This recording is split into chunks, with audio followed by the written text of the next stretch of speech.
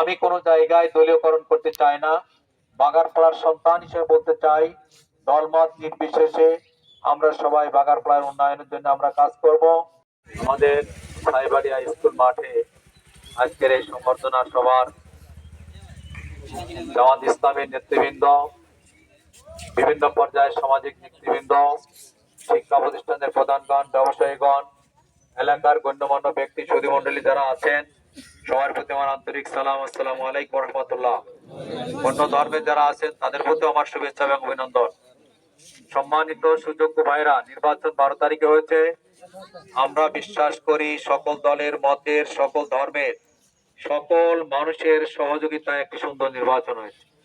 এই নির্বাচনে জামাত ইসলামী বাগারপাড়া অভয়নগর বসুন্ধিয়ার যিনি প্রার্থী ছিলেন, আপনারা তাকে ভালোবাসতেন, আপনাদের দোয়া ছিল, আপনাদের কষ্ট ছিল, পরিশ্রম ছিল।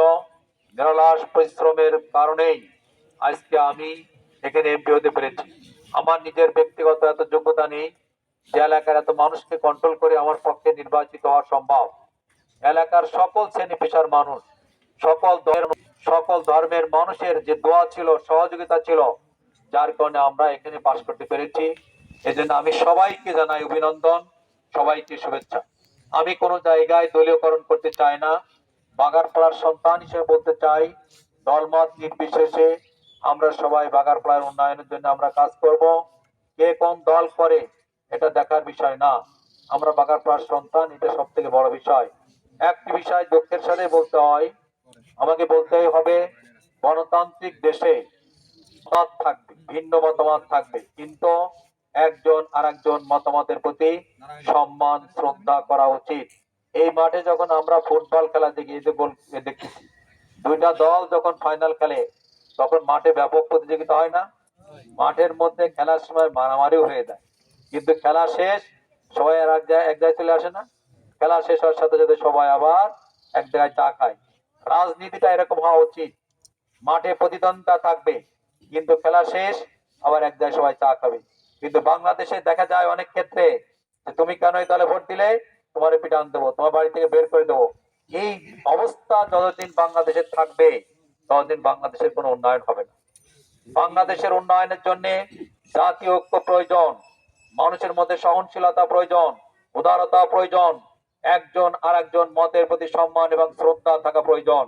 সেটা না থাকলে সেখানে উন্নয়ন হয় না। এই জন্য আমি আজকে আপনাদের সবাইকে বলবো, আমাদের উদারতা দরকার, ভালোবাসা দরকার, একে অপরের প্রতি সম্মান প্রদর্শন দরকার, হিংসা বিদ্বেষ থেকে দূরে থাকা দরকার, গর্ব থেকে দূরে থাকা দরকার।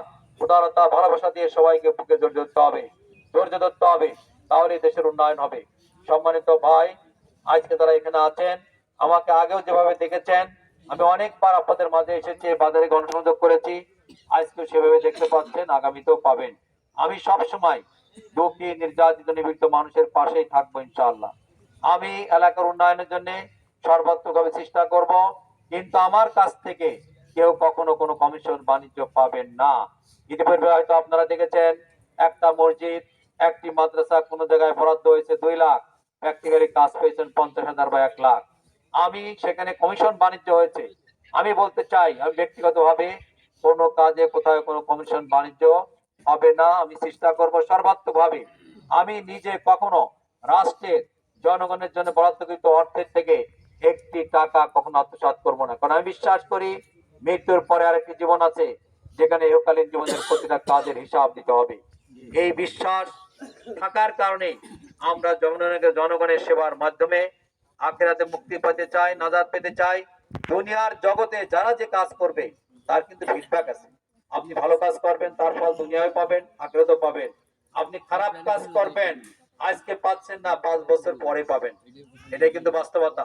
এই জন্য আমি বলতে চাই, আমরা সবাই সহনশীল হব, উদার হব, মানুষকে ভালোবাসবো, এলাকার শান্তি শৃঙ্খলা বজায় রাখার জন্য আমরা চেষ্টা করব।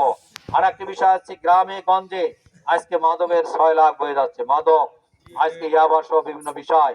যারা এই কাজটা করছেন তারা নিজেদের পায়ে কোড়াল মারছেন, যারা বিক্রি করেন তারা নিজেদের পায়ে কোড়াল মারছেন, আত্মঘাতী কাজ করছেন। মাদকের কারণে যুব সমাজ ধ্বংস হয়ে যাচ্ছে। এই জন্য সামাজিক প্রতিরোধ গড়ে তোলা উচিত, যাতে এলাকায় কোনো মাদকের কারখানা না থাকে। আমরা যদি বাঁচতে চাই জাতি হিসেবে, ভবিষ্যৎ প্রজন্মকে বাঁচাতে চাই, তাহলে এর থেকে আমাদেরকে বিরত থাকতে হবে, প্রতিরোধ গড়ে তুলতে হবে। আজকে যারা এখানে এসেছেন, আমি আবারও সবাই কাছে ধন্যবাদ জানাই, মোবারকবাদ জানাই। আপনাদের কাছে আমি অনেক কৃতজ্ঞ, অনেক পরিশ্রম করেছেন, কাজ করেছেন। আপনাদের সবাইকে ধন্যবাদ জানিয়ে আমার বক্তব্য শেষ করছি। আল্লাহ হাফেজ।